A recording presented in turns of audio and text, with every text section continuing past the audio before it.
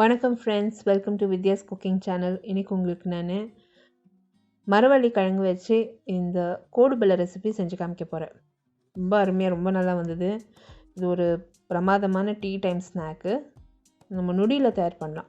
இப்போ மரவள்ளி கிழங்கு சீசனு, நவம்பர்லேருந்து மரவள்ளி கிழங்கு ரொம்ப நல்லா கிடைக்கும் நம்மளுக்கு மார்க்கெட்டில்.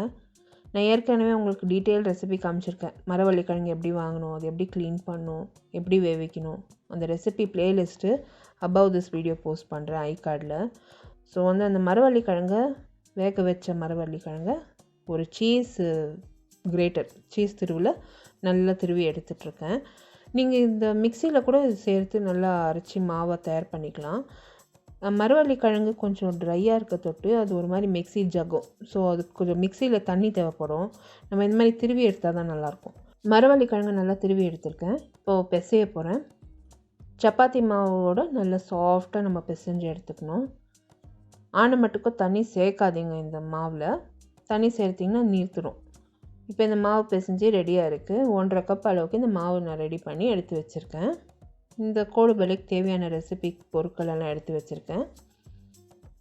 இப்போ இங்கே பொட்டுக்கடலை மாவு எடுத்திருக்கேன். பொட்டுக்கடலை எப்படி நான் மாவு தயார் பண்ணேன்னா, பொட்டுக்கடலையை நான் நிதானமாக வறுத்து மிக்சியில் சேர்த்து எண்ணெய் சேர்க்காமல் வறுக்கணும். ஸ்லோ ஃப்ளேமில் வறுத்து எடுத்துகிட்டு மிக்சியில் சேர்த்து பொட்டுக்கடலையை நல்லா அரைச்சி எடுத்தோம்னா நைஸ் மாவாக வரும். அந்த மாவு தான் இது. அரிசி மாவு நம்மளுக்கு தேவைப்படும். பெருங்காயத்தூள், கருப்பு எள்ளு, கொஞ்சமாக மிளகாய்த்தூள் நான் சேர்த்துக்க போகிறேன். உப்பு தேவைக்கேற்ப நம்மளுக்கு தேவை. எண்ணெய் தேவை இது வறுக்கிறதுக்கு. இப்போ இந்த மரவள்ளி கிழங்கு ஏற்கனவே நான் நல்லா பிசைஞ்சு எடுத்து வச்சுருக்கேன். இருந்தாலும் இன்னொரு முறை நான் பார்த்தேன் அதில் எதுனா பிசையாத மரவள்ளி கிழங்கு ரவுண்டாக இருக்கான்னு. ஏன்னாக்கா அது எண்ணெயில் வறுக்கிறப்போ ஒரு மாதிரி வெடியறதுக்கு சான்ஸ் இருக்குது. ஸோ அதனால் மட்டுக்கும் ஸ்மூத்தாக இருக்கணும் மாவு. இந்த மாவை இன்னொரு முறை செக் பண்ணேன். அந்த மாதிரி எதுனா இருந்தாக்கா பிசைஞ்சு எடுக்கலான்னு. இப்போ இதில் பொட்டுக்கடலை மாவு, அரிசி மாவு, பெருங்காயத்தூள், எள்ளு, மிளகாய்த்தூள், உப்பு தேவைக்கேற்ப சேர்த்துருக்கேன். சேர்த்து நிதானமாக இது பிசைஞ்சு எடுக்கணும். மாவு ரொம்ப டைட்டாக இருந்தால் நீங்கள் கொஞ்சமாக தண்ணி தெளிக்கலாம். மட்டுக்கும் தண்ணியே தெளிக்கல. நல்லா கெட்டியாக மாவு பிசைஞ்சு எடுத்துக்கினேன். ஸோ இந்த மரவள்ளி கிழங்கு மாவு ரெடியாக இருக்குது. ஸ்லோவாக நீங்கள் பிசையணும். இந்த ரெசிபியில் யூஸ் பண்ணியிருக்க பொருட்கள், மெஷர்மெண்ட்ஸ் எல்லாம் description box below this video post பண்ணுறேன். டீட்டெயில் ரெசிபி என்னோடய பிளாகில் இருக்குது. Blog link, social media handle links, Instagram, Facebook, ட்விட்டரோட லிங்க்ஸ் எல்லாம் கூட description box below this video post பண்ணியிருக்கேன். இங்கிலீஷ் சேனலோட லிங்க் கூட description box below this video post பண்ணியிருக்கேன். ஸோ இப்போ இந்த மாவு நல்லா பிசைஞ்சு சாஃப்டாக வந்திருக்கு பாருங்கள்.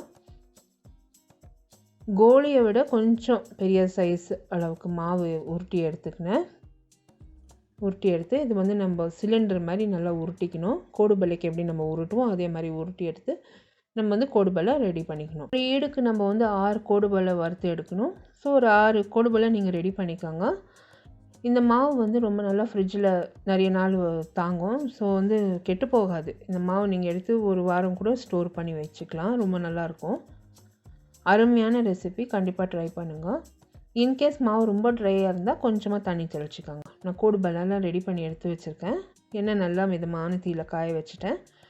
ஒரு 6 கோடுபலை ஒரு ஈடுக்கு சேர்த்து நான் வறுத்து எடுக்க போகிறேன்.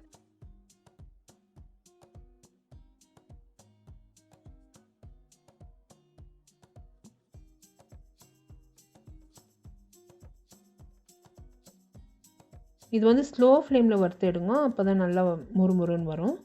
இது 2 நிமிஷத்துக்கு ஒரு வாட்டி நீங்கள் திருப்பி வறுத்து எடுக்கணும். வறுத்து எடுத்திங்கன்னா நல்லா முறுமுறுன்னு வரும். எல்லா links to my blog and social media description box below this video இருக்கும். கண்டிப்பாக இந்த ரெசிபி ட்ரை பண்ணுங்கள். இப்போ மரவள்ளி கிழங்கு சீசனு, நவம்பர்லேருந்து சீசன் ஸ்டார்ட்டு.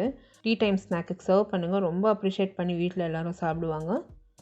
இது ரொம்ப நல்லாயிருக்கும். க்ரன்ச்சியாகவும் இருக்கும், சாஃப்டாகவும் இருக்கும், ஒரு மாதிரி நல்லாயிருக்கும். நீங்கள் இது சுட சுட பரிமாறலாம். இது எடுத்து ரூம் டெம்பரேச்சர் கூட நீங்கள் சர்வ் பண்ணலாம். ரொம்ப நல்லாயிருக்கும்.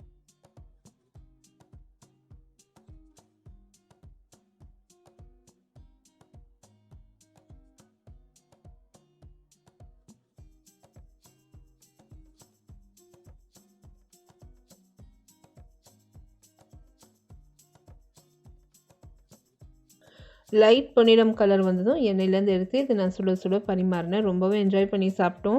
எங்களுக்கு ரொம்ப பிடிச்சது. ஸோ கண்டிப்பாக ட்ரை பண்ணுங்கள். எல்லா லிங்க்ஸ் டு மை பிளாக், இந்த ரெசிபியில் யூஸ் பண்ணியிருக்க இன்க்ரீடியன்ஸ், பொருட்களோட மெஷர்மெண்ட்ஸ் எல்லாமே description box below this video இருக்கும். மறக்காமல் என்னோடய சேனல் சப்ஸ்கிரைப் பண்ணுங்கள். இந்த வீடியோ ரெசிபி நீங்கள் பார்த்து என்ஜாய் பண்ணிங்கன்னா எனக்கு ஒரு தம்ஸ் அப் கொடுத்து சப்ஸ்கிரைப் பண்ணுங்கள். மொத்தம் நான் 4 ஈடு வறுத்து எடுத்தேன் இந்த மரவள்ளி கிழங்கு கோடுபலையை. ரொம்பவே பிரமாதமாக அருமையாக வந்தது. ஸோ நானாக ட்ரை பண்ணேன் இந்த ரெசிபி, ரொம்ப சூப்பராக வந்தது. ஸோ உங்களை அடுத்த புதிய ரெசிபியோட மறுபடியும் சந்திக்கும் வரை, this is Vidya Lakshmi. Thank you so much for வாட்சிங். பை.